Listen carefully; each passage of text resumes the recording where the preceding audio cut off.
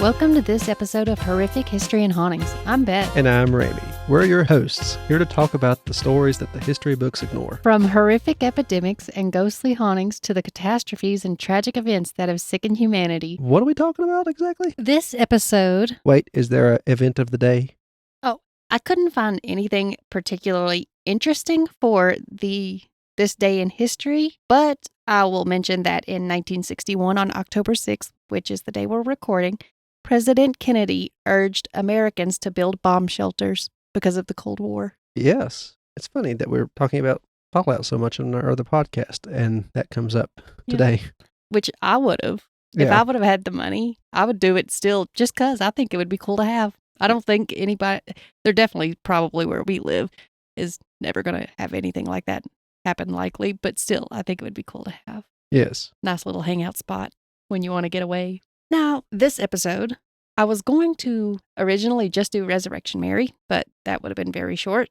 So I have two ghostly hitchhikers to talk about today. I like Resurrection Mary. I really like the unsolved mysteries when it comes to that story, the show. Yeah. Resurrection Mary began in Chicago, and it's probably Chicago's most famous ghost. She has been seen since the 1930s, and the legend is that she had went out to a dance at the O. Henry Ballroom. It's now called the Willowbrook, and it's located at 8900 Archer Avenue. She's said to have gotten into an argument with her boyfriend and decided to hitchhike down Archer Avenue. And between Willowbrook and the gates of the Resurrection Cemetery, which is located at 7600 Archer Avenue, she was hit by a car and killed. Oh. In a hit and run. So That's the car did not stop. Okay. Soon after her death, people began to see a girl in a long white dress with blonde hair hitchhiking along Archer Avenue. But some people say it's a dark-haired girl. Who knows? The first person to have an encounter with Resurrection Mary was in 1936. His name was Jerry Palus, P-A-L-U-S, Palus. Maybe? I don't know. He was from the South Side, and he met a girl at the Liberty Grove and Hall near 47th and Mozart. He danced with her all night, and he described her as being very cold to the touch. She later asked him for a ride home, and somewhere in the Bridgeport area of Chicago, she decided she'd like to go for a ride past the Catholic cemetery along Archer Avenue. As they were approaching the main gates of the cemetery, she began to act very strangely, according to him, and she told him to pull over and that she had to get out of the car at this cemetery. Okay. And that Jerry could not follow her. Yes. This is so bizarre. She then quickly got out of the car and ran towards the gates of the cemetery. Before reaching the gates, she vanished right in front of him. Oh. Oof. So he decided to visit her home. And that's where Mary's mother told him that her daughter had been dead for quite some time. That's unfortunate. Yeah. True love, and she's already dead till death already done you part. So much for that. He saw a picture of Mary on a table in the home, and he was convinced that it was the same girl he had danced with. That's sweet. Yeah. In its own weird little way, this whole story is sweet. I think they've made movies, right? Yes, there are a few movies. I didn't get to watch them because I'm not paying for them. I feel like if I'm paying a subscription fee, then I'm not purchasing a movie from you. Yeah. I'll just get it on DVD somewhere else. Some other encounters with Resurrection Mary. An article from the Suburban Trib on January 31st, 1979. It was written by Bill Geist. That's a nice name. A ghost story name that he's made for books. I might be just making fun of this guy's name for no reason. I don't know. Like Beetlegeist, remember? Yeah, Geist. He said, quote, "It was Thursday night, would have been 2 weeks ago, and I was lost, basically," says Ralph, a cab driver. Okay. All these are going to be quotes, by the way, just so that's not confusing. "I dropped this big spender way the hell down in Palace Heights or Hills or someplace like that and was trying to make my way back to the tollway. I just turned on to Archer down there where it's still a lonely road, especially at midnight. And there she was. She was standing there with no coat on by the entrance to this little shopping center. No coat. And it was one of those real cold ones, too. She was a tough one. She didn't put out her thumb or nothing like that. She just looked at my cab. Of course I stopped. I figured maybe she had car trouble or something. And then he said that she hopped in the front seat and that she had on a fancy kind of white dress, like she had been to a wedding or something. Back to the quotes. Just so you know, I don't talk this way. Quote, she was a looker, a blonde. She was young enough to be my daughter. 21 tops. Oh no, your daughter. Ralph, I believe, was in his 50s, maybe just slightly younger at the time, but I'm not sure. Dirty boy. Quotes, I asked her where she was going, and she said she had to get home. I asked her what was wrong, if she had had car trouble or what, but she really didn't answer me. She was fuzzy. Maybe she'd had a couple of drinks or something, or was just tired. I don't know. The only thing she did really say was, the snow came early this year, or the snow's come early this year, or something like that. Other than that, she just nodded when I asked sometimes if we were supposed to just keep going up Archer. She was just looking out the window at the snow and the trees and that. Her mind was a million miles away. A couple miles up Archer, there, she jumped with a start like a horse and said, here! I hit the brakes. I looked around and didn't see no kind of house. Where? I said. And then she sticks out her arm and points across the road to my left and says, there. He said he looked to his left and then seen a shack and that she just vanished from the car. He insisted that he never heard the car door open. I don't know what's more interesting, the things that these people said or the events themselves. Yeah. There was another part of something he said, and it went along the lines of maybe she had smoked something or something when he was talking about how strangely she was acting. Laudanum or something. They just drip some. Everything's a haze. Well, she probably is in a haze. She was hit with a car. Oh, yeah, most certainly. Yeah. Eternally concussed. That's terrible. Mm-hmm. May 1978, a young couple, Sean and Jerry, were driving down Archer when they saw a girl suddenly run across the road in front of them. Jerry yelled at her husband, Sean, to watch out for the woman. That's the way the names work? No, I was like, I've reread it a few times and I'm like, is this right? When I hear Sean and Jerry, I thought a gay couple. He realized that even though he had hit the brakes, that it was too late and he was going to hit the woman with the car. They described it as the car cutting right through the image and that it was just a soft blur that was left on the side of the road before completely disappearing. August 10th, 1976, at about 10:30 p.m., the Justice Police Department received a call from a man who stated that he was driving past the cemetery when he saw a girl that appeared to be locked inside. When the police got to the cemetery, they looked for a girl with the spotlight and they called out on a speaker, but they didn't find anyone. They did find that 2 of the bars on the gates had been bent apart. That's alarming. And there was impressions of handprints and what looked like skin texture. It also seemed to have scorch marks. A little hell girl. The marks were shown to various copper and bronze experts, but they couldn't explain how the bar could have been bent. And during Halloween, people would come out to see the bars, so the cemetery had to hacksaw them out and hide them to keep people from seeing the scorch marks. And I don't know why, unless people were vandalizing the cemetery or something. I don't know why it would make that much of a difference. I guess they don't want other people annoying the mourners. Yeah, that makes sense. On Halloween? Yeah. Whoever that is. I guess. The cemetery insists that the bars were bent when a front-end loader truck backed into the gates while doing sewer work, and they attempted to straighten the bars by blowtorching them to soften them. That sounds true. They said they then grabbed the bars with an asbestos glove, which is what caused the hand marks. Okay. It all sounds very dangerous, but it's the 70s. Yeah, I think an asbestos glove is something that they would use for, like, firefighters. Mm-hmm. Maybe it's meant to... I'm pretty sure they use them in metal work, too. Yeah, not allow you to be burned as easy. Oh, yeah. The Resurrection Mausoleum is also said to be haunted. Lights will go on and off by themselves, organ music randomly plays, and the alarm systems will go off. But Joey is on the fire department, and alarm systems go off all the time for no reason. I think it's just the systems, to be honest. When Mom was in charge of the manager of the convenience store, she would get calls all time of the night talking about their alarm going off. And she'd have to drive over. Well, in that location, it probably was somebody trying to get in. Sometimes it was the employees just trying to get in because the keys never fit. And obviously, nobody was supposed to be in the building at these times when all this was going on. That's why they found it suspicious. Mm-hmm. October 10th, 1979, on Archer Avenue, all of Archer Avenue experienced a massive blackout. Oh. It was determined that the blackout was centered in the mausoleum. That's unusual. Yeah, that part's unusual. Party in the mausoleum.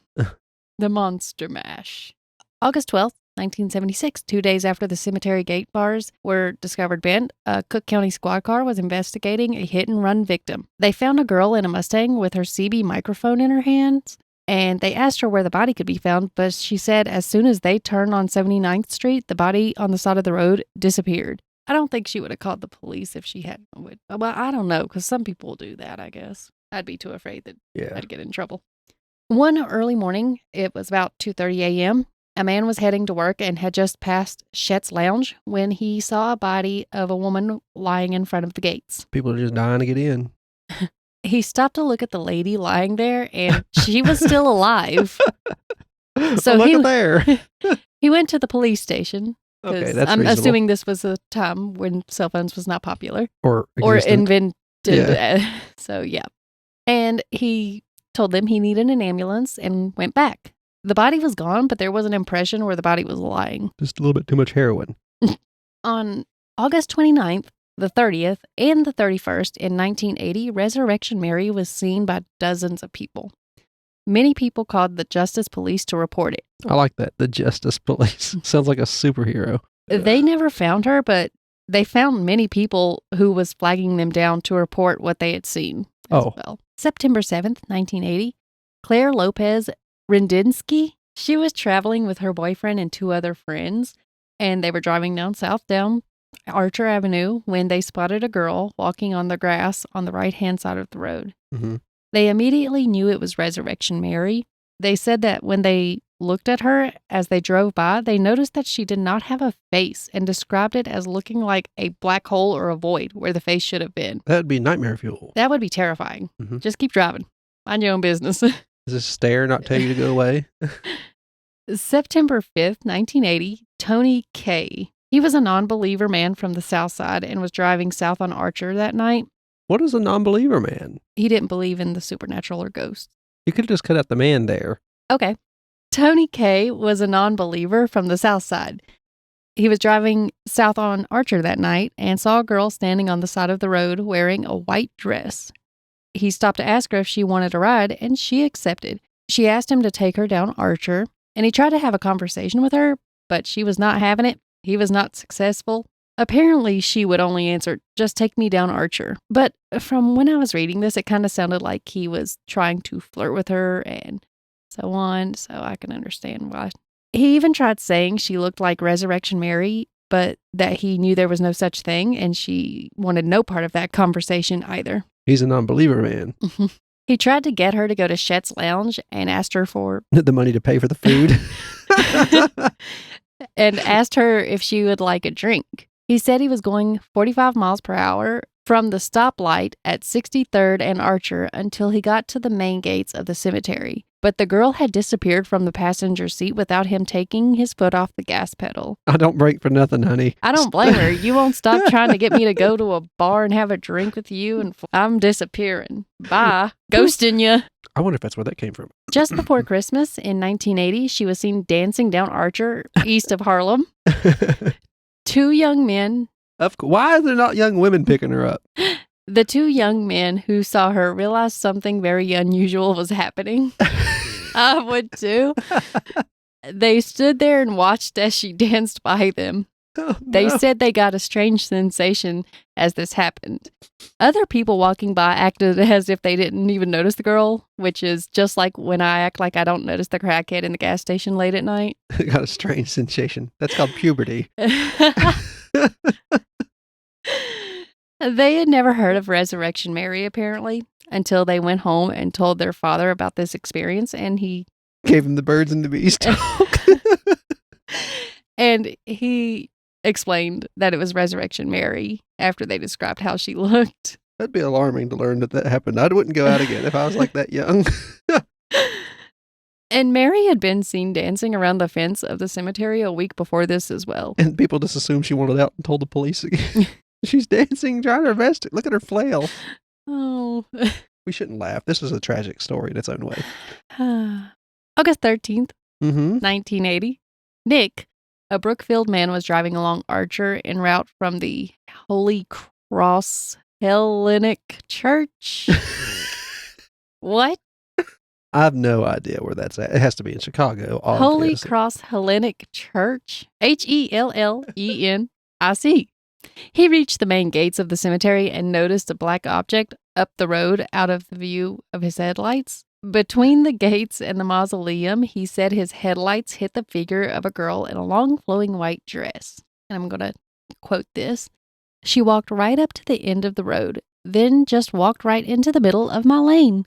I could see her clearly. She was walking very slowly, and I took my foot off the pedal, and the car began to slow. She walked to the median strip, hesitated for a minute, and that's when I passed her. She had her palms kind of turned up, and I don't think she was wearing any shoes. I thought at first it was a kid pulling a prank, but it was so dark, so desolate. Nobody else was on the road. She just walked right out there in the middle, a short-haired blonde girl with this flowing white dress, her hands outstretched like that. It was creepy. It sounds creepy enough. Even if it was a person, that's still creepy. I can see why she hesitated. If it was a person, she's clearly about to get ran down. And a few more little facts about Resurrection Mary. Some believe that the ghost is Mary Bregervie, a young girl who died March 10th, 1934, not along Archer Avenue, but in downtown Chicago. She was said to have short black hair, not blonde, and her grave was in a section of the cemetery that was said to be bulldozed many years ago because of drainage problems. Did they move her? I hope so, but who knows? Might explain the issues here. Yeah. Chet's Melody Lounge on Archer Avenue in Justice, across from the street from Resurrection Cemetery, has a tradition for Mary. Every Sunday, they serve a Bloody Mary at the end of the bar for her. That's sweet.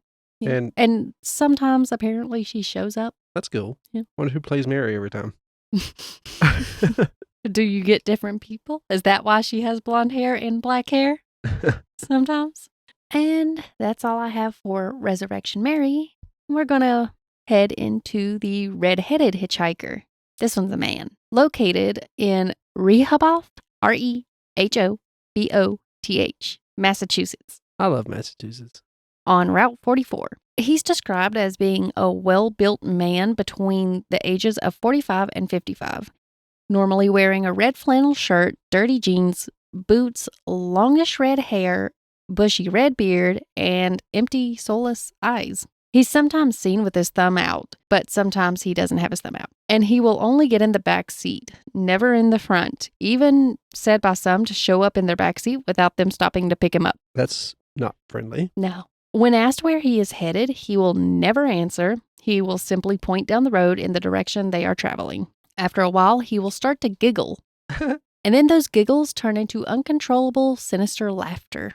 He's not as friendly as Mary. No, I would much rather pick up Mary. Or have Mary just randomly get in my vehicle. It's either way, I would rather have her. If I had to have any of these experiences, I'd rather just see Mary laying on the side of the road as I drove by. A lot of people seem to have that one. Yeah. Or see her acting like a whirling dervish behind the gates. Yeah.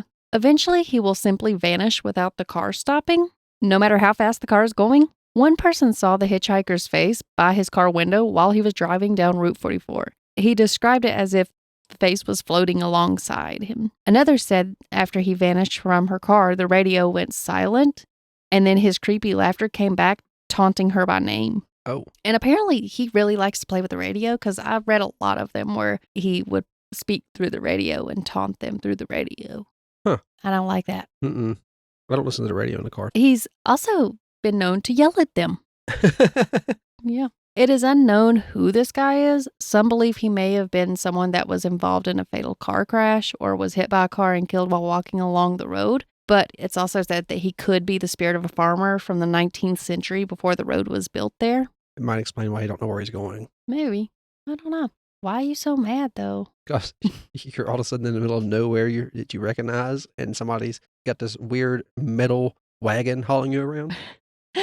There's also stories of people driving through him, and when they stop, they can't find any marks to show that they hit anything. And some have seen him on the side of the road, and he will vanish into the woods. Or they'll see him standing there waving like a creep before vanishing. Like Pennywise coming to the dairy.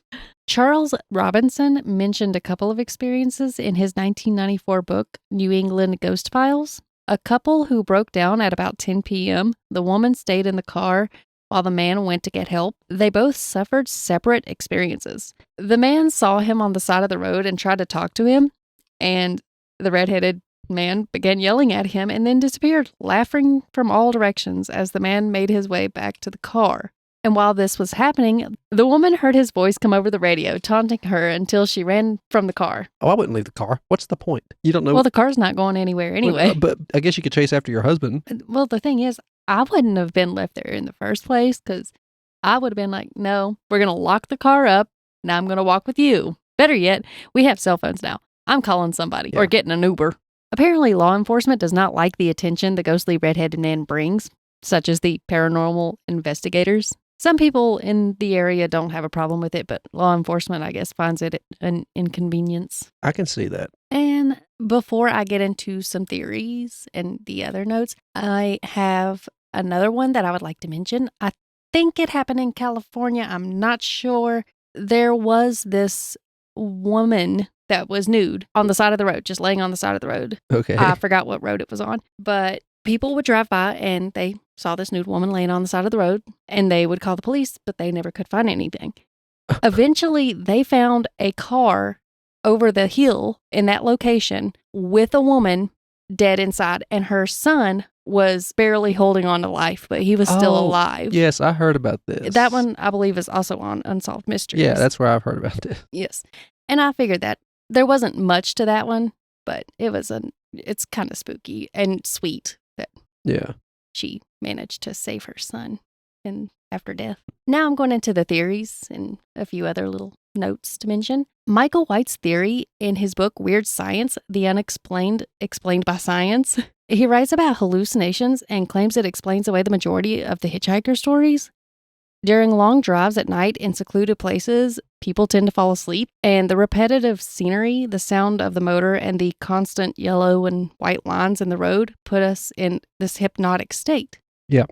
It stimulates the beginning and ending stages of sleep when we begin to enter a type of dream state, but we're kind of still awake. Our imagination is fed by the stories we hear about an area or the cliche environment we are in, and we start to see things that are not there. People have even been known to interact and feel physical sensations from this stage of sleep. And as I said, this is considered a form of hypnosis, which also explains those times when you get home from driving and you can't remember driving home and you're like, how am I alive? How did I not wreck? I've never had that happen to me. I have. Even in my young years when I'd stay out way late and then drive home as the sun came up, I remember thinking, this is probably unsafe, but I only have to go a short distance, which they always say that's when you have the most accidents, when you're close to home.